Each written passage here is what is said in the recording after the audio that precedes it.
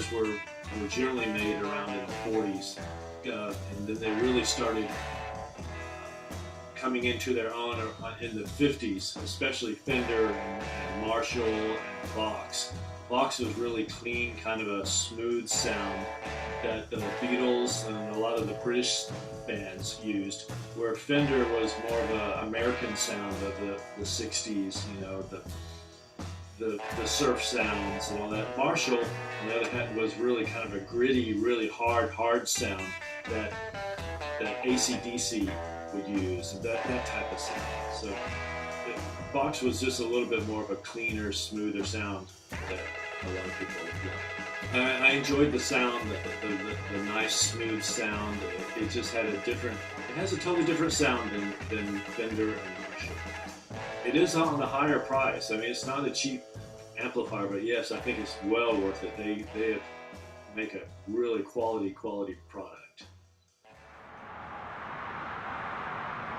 Oh, stand out from other amps. Well, I think the main thing would be that Line 6 is pretty much on the cutting edge of digital technology in terms of modeling guitar amplifiers and digital effects, and incorporating digital effects into the amplifiers.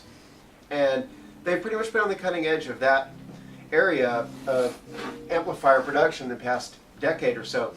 But Tim Bogner is a tube amp guy who developed the Bogner amplifiers, and well-known tube amp guru, if you will.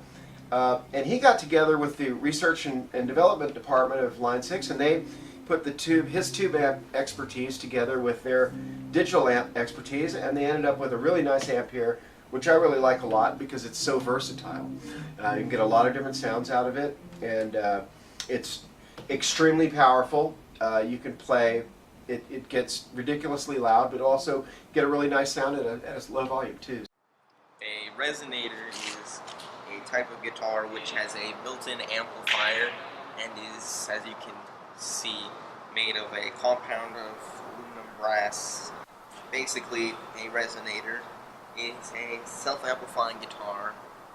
Well, the benefit of using a resonator is A, you don't have to lug around an amp everywhere you go, and B, if you're looking for a nice, interesting sound, like a more metallic sound, like similar to a banjo,